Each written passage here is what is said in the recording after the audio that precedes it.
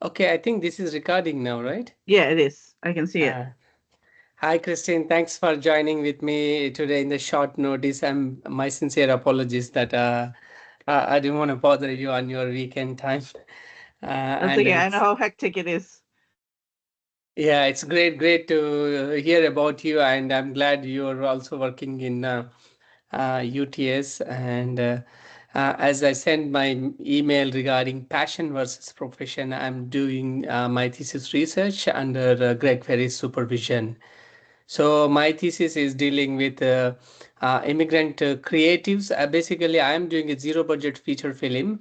So these interviews as part of my research conducting to understand the struggles of immigrant filmmakers goes through, and immigrant creatives, I don't want to say filmmakers, immigrant creatives, especially first generation people who goes through the struggles and everything, because uh, the the idea of migration is to get a better life when they have a creative conflict and a professional and personal life balance. So how people will go through that, I want to understand from the experts like you.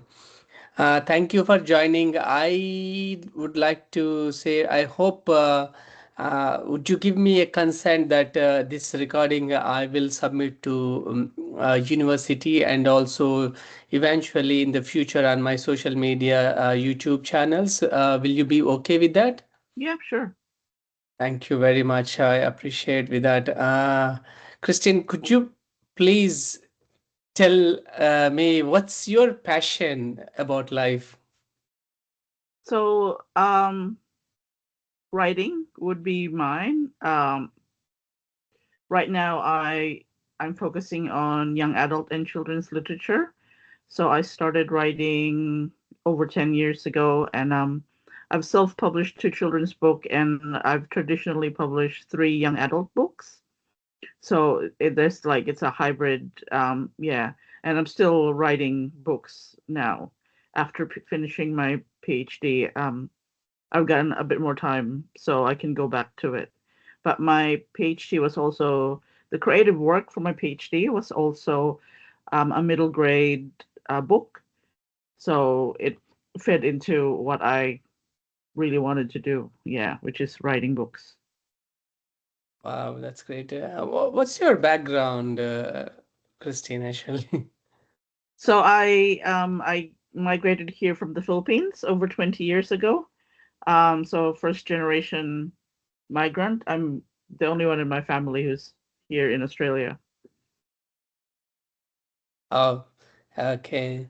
So, are you currently, what's your profession? Is that your profession aligning with your creative passion at this stage? No, not really. um, so I graduated with a bachelor's degree in journalism. Mm-hmm. Um, right now, my day job, I guess what I call it, it's I work as a communication and digital campaigns lead for a not-for-profit, working on racial justice, and I also teach casually at UTS 1 day a week. So nothing to do with creative writing, although you could say that it's sort of because of the writing aspect of communication, but it's very different writing for work and writing for kids and young adults.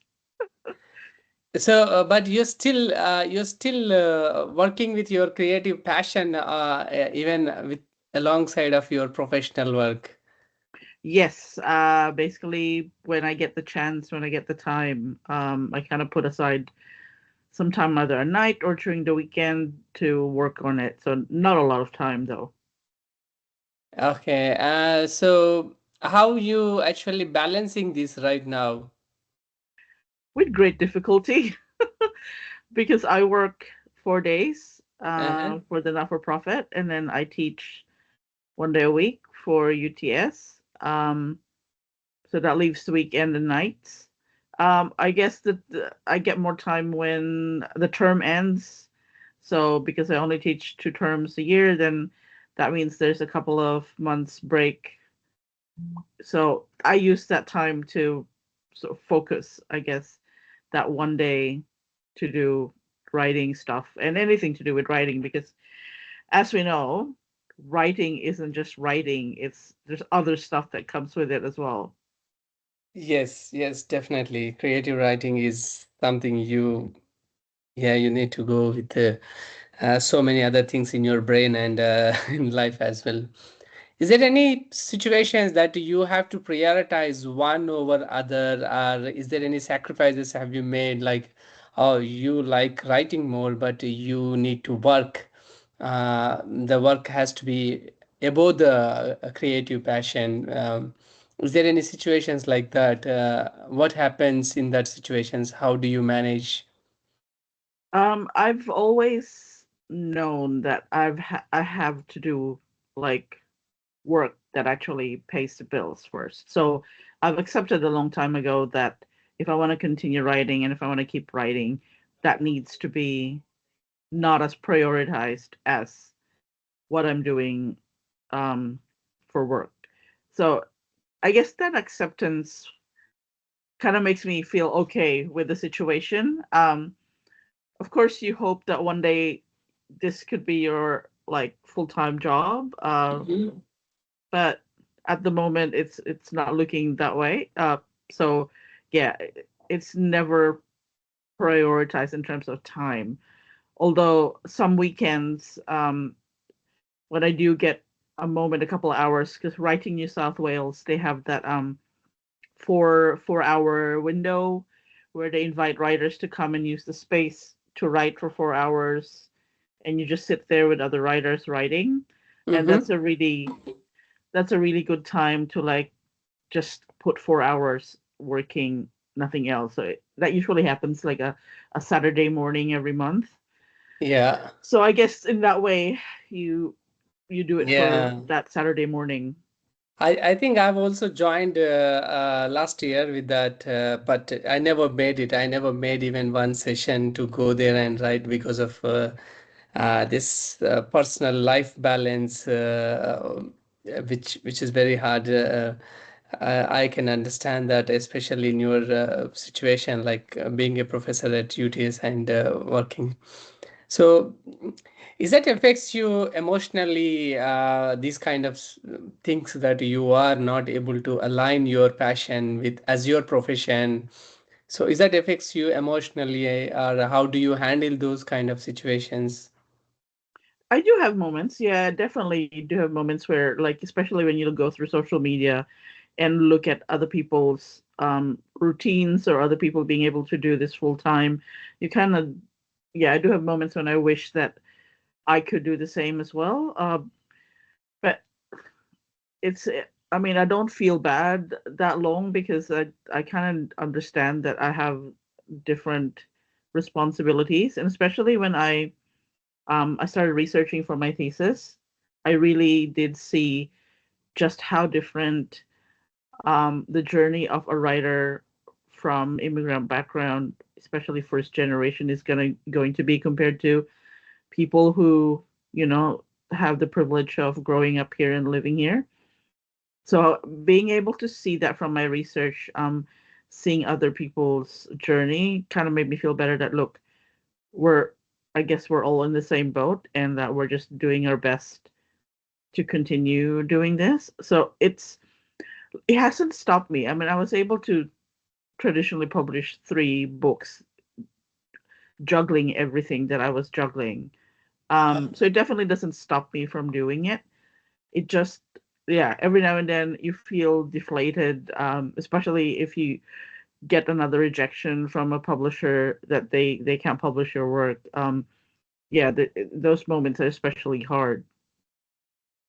Right.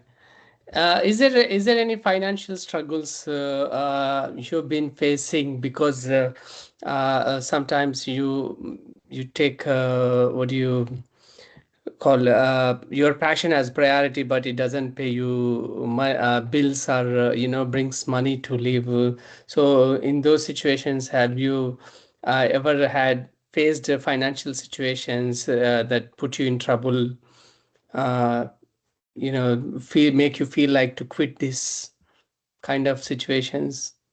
Um, I've always been very responsible with in that aspect. So a long time ago, I've kind of figured out how to make this work for me. So, for instance, instead of like, and I started this ages ago, like over 10 years ago, when I decided that I was gonna keep writing.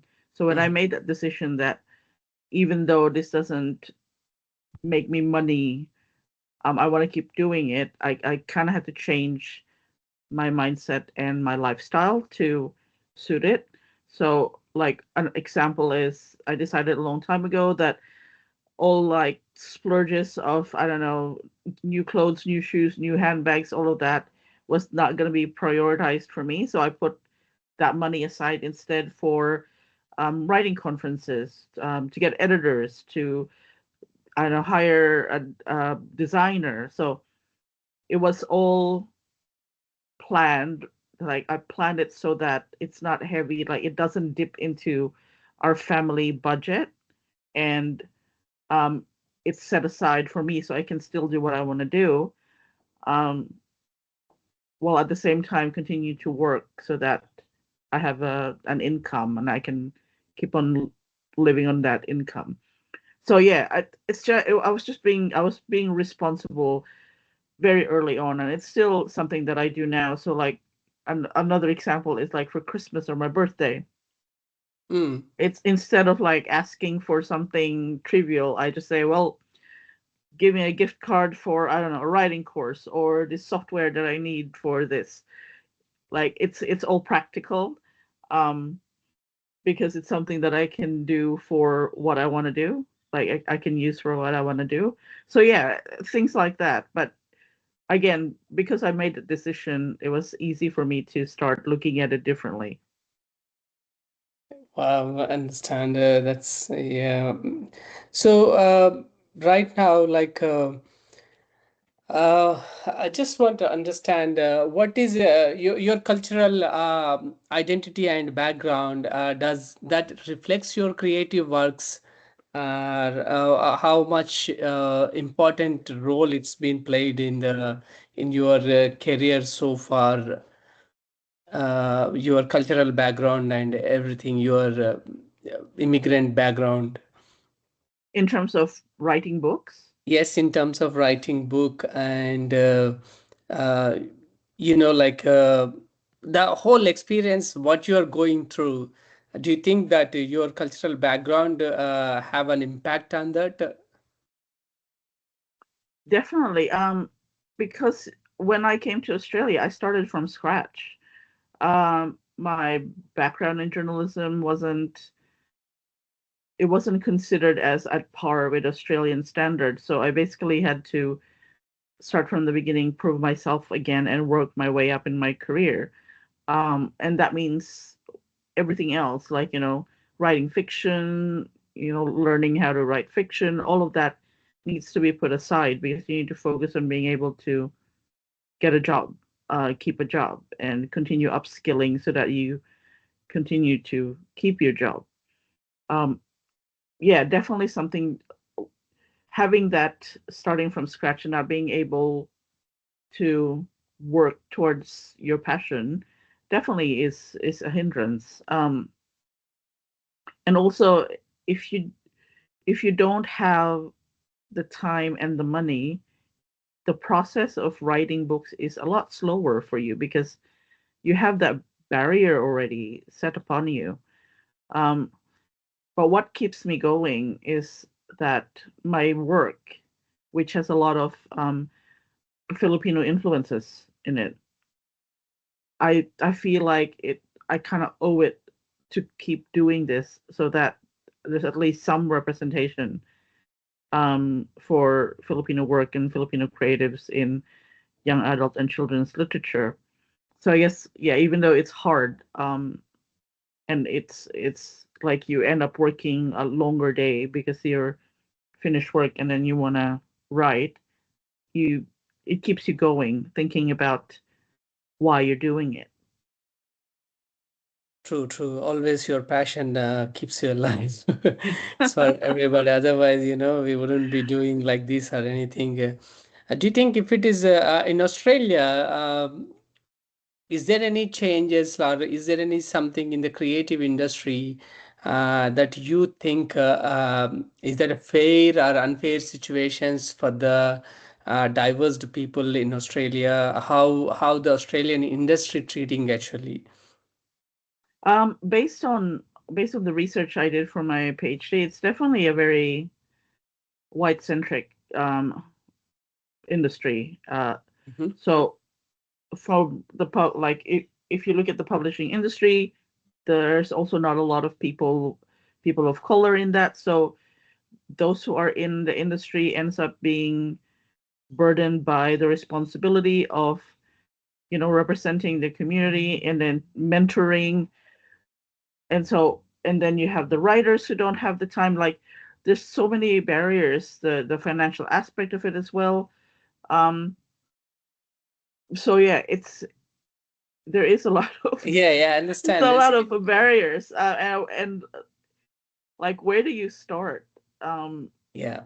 Mentorships not available, fellowships not available. Like if there are, then there's so many people who will be applying because there's not a lot of it out there. Support Mm-hmm. from the government. Yeah, and it's in every industry, it's not just in publishing. So again, like Australia took a long time to catch up to America's we need diverse books movement.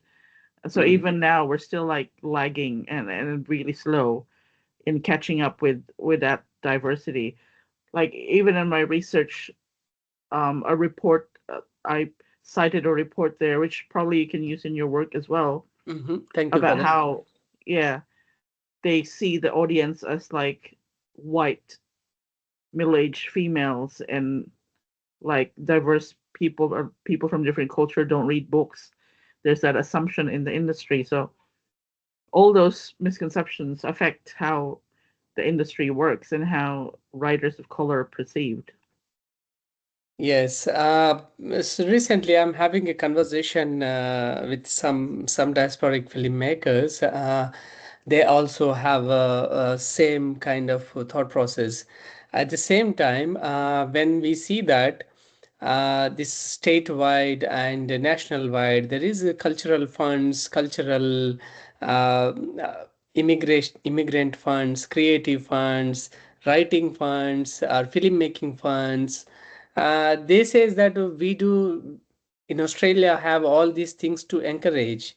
But thank you for clarifying because I had a understanding that they probably having on the paper or somewhere, but which doesn't goes to the right people, or as you mentioned, where to start, how to start, is that really getting the right people? Like who's getting these funds basically? I always question that who's getting these funds. So thank you, actually. I hope we are on the same phase all the time. When people says that, mm, that's really so. How is your all these social and cultural expectations or experiences? Will that influence your work of writing or your life to balance? Is that influence all the time to write something? Um, I tend to, I try not to let everything that I see in the industry, I guess, seep into like the bitterness of the industry seep into my work. Um, I, although I'm a writer of color, I just want to be able to write things I want to write about. I mean, it can't be helped that, of course, when there's something that I really want to say, it goes into paper as well. Like, especially if it's something that I see in society, it definitely, yes, it does influence what I write. But I also want to get to a point where I just write because I want to write about something and not be expected to write about issues, problems. Um, yeah, and I don't want to be pressured into that hole of like pigeonhole of being this kind of writer and that's it. Um, so yeah, if I want to talk about issues in society, then I would write about that. If I also just wants to talk about dragons, then I'm going to write about that. But it's the opportunity. Like I don't have that opportunity given to me to be writing about these things as a primary, job. That's good. Well, it's very thoughtfulness. So, is there any people like which I face, and I put it in a way when I go and pitch people or anybody to about a films or movies that I wanted to shoot, they always put a pressure. Why don't you come up with the Indian background? Why don't you come up with your cultural background stories? They like, even I have faced the same situation when I'm doing my masters. One of the screenwriting teacher, uh, the professor, the teacher actually never accepted the story I am trying to present, a English story. So that teacher always forced me to, no, Pradeep, this is not your type. This is not your background. You should come up with your own stories. It's kind of that kind of pressure I kept for so long. Do you also see that cultural expectations, we call it as, we maybe they are right, but they have a set of expectations. Do you see them as expectations, or do you see them that people only restrict us, only think that these people can only do these things? Um, for me personally, I so the books that I've written so far, they all have Filipino influences on it. The three young adult books that were traditionally published all are based on Filipino mythological creatures. And one of the main reasons I decided to do that was because there was nothing in the market like it, Mm-hmm. and I thought it's a great gap to fill in. And I Mm-hmm. had I had a great idea, but it wasn't that I saw the gap and therefore the idea came. It was the idea came, and then I looked at what's out there and saw the gap. So it wasn't like no one really, I guess, forced or influenced me to do this. So the Mm. idea came first.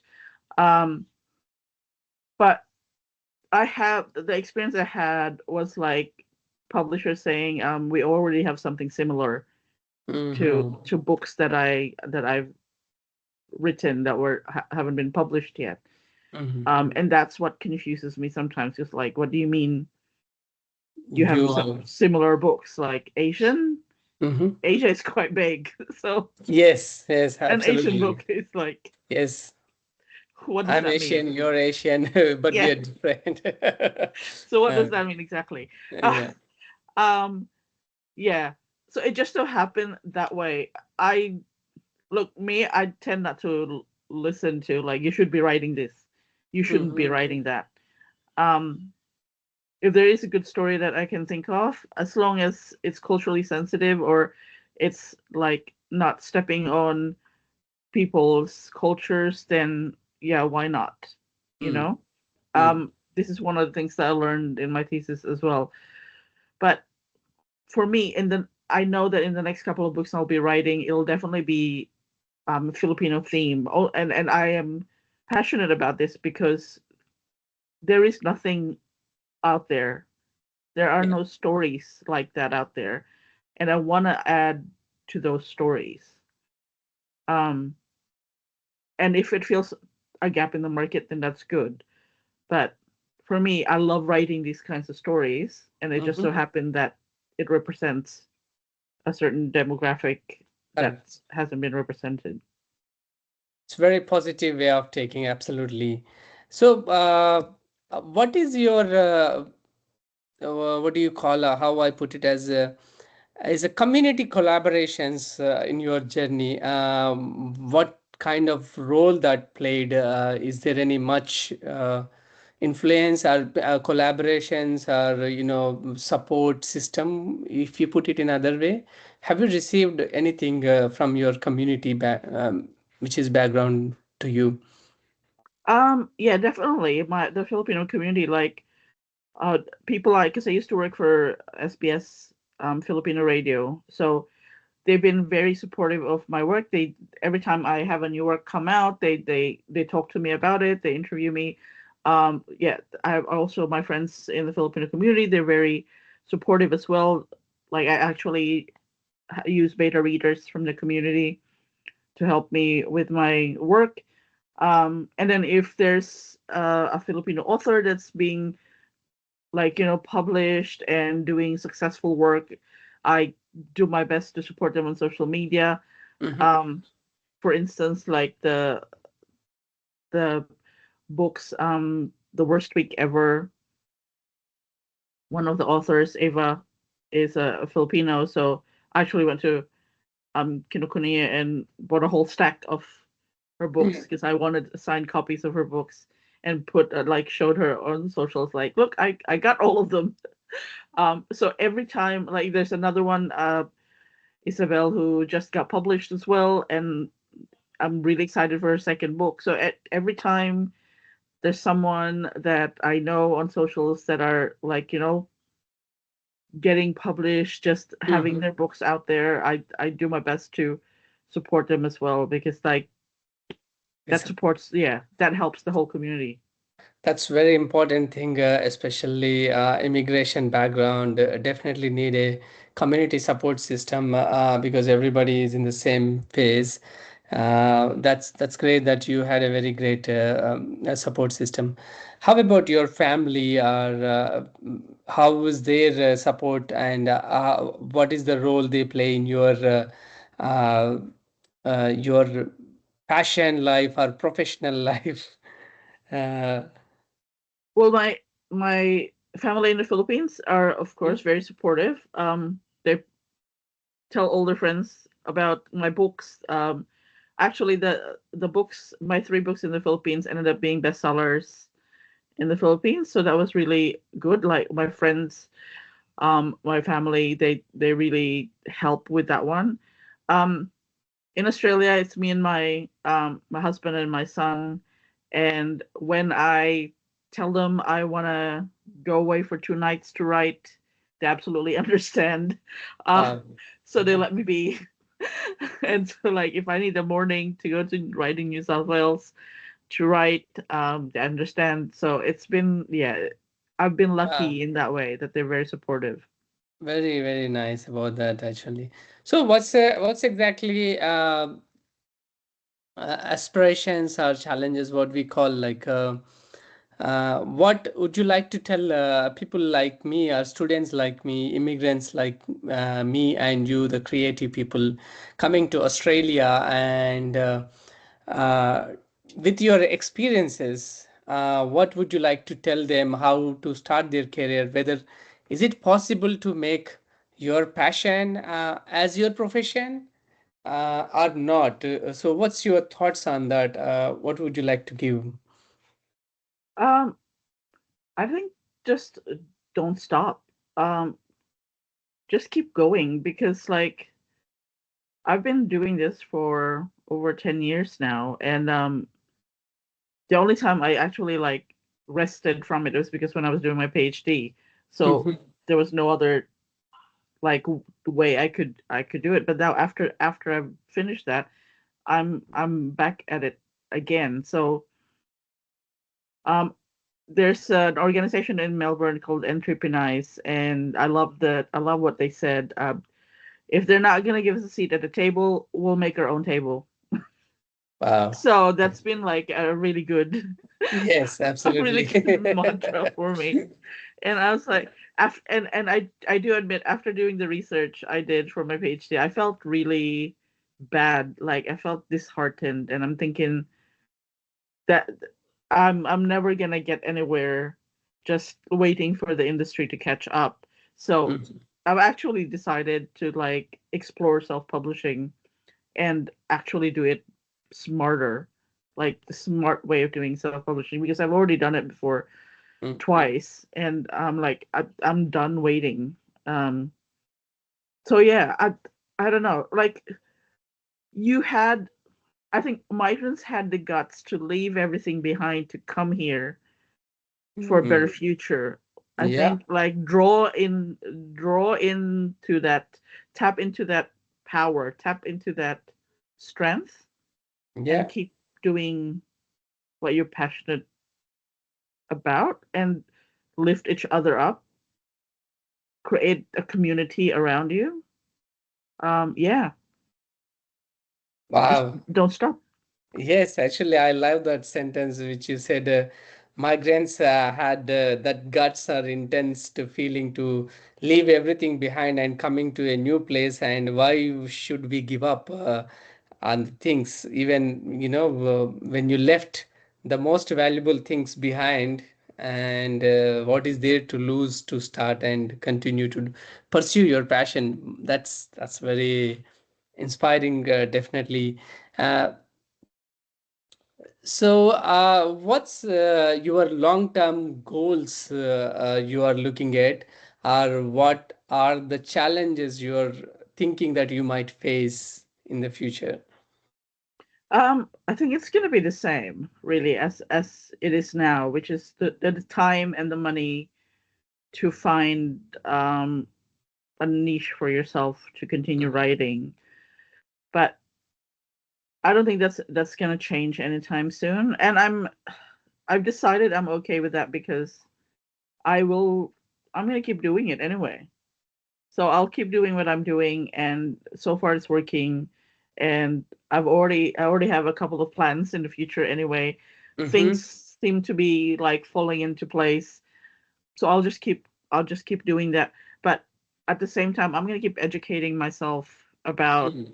how to do this properly and how to do this smartly, so that I know what the industry is like, and I make educated decisions about how to move forward. So yeah, just keep my ear to whatever is, you know, changes in the Yeah. industry, and yeah, use that, Wow. use that information for myself. Mm-hmm. Oh, thank you very much. Would you like to share anything else, any thoughts on passion and profession related things? Would you like to share anything else? Um, it definitely is possible. So the three traditionally published books that I wrote them doing it 30 minutes a day. That's all. I wrote 30 minutes a day because that was all I had free. In between, then my son was still a toddler, between working, looking after a toddler, and, life. Mm. Sometimes all you have is 30 minutes. So I decided to focus that 30 minutes a day ended up with three books. I'm like, so there. Wow. That's so, yes, that's very great to hear. Your 30 minutes, you just probably these days people just spend maybe 2-3 hours on the scrolling Instagram Scrolling. feeds. Yeah, 30 exactly. minutes, how it turned out, how productive it is. That's Yet very don't underestimate 30 minutes. very great, great insight of your time management, actually. That's great. That's great, actually. Kristyn, would you mind to share your books, links, or anything that I can post on this video? Also, to give your links uh, in my submissions and all those things. Yeah, I'll email them to you. I appreciate you actually, since you have very limited time and you have already given a time frame to me. But I'm very glad you have given time to talk to me about passion and profession. And I'm glad I met you and I discussed you things. I appreciate you. Thank you very much That's for your okay. time and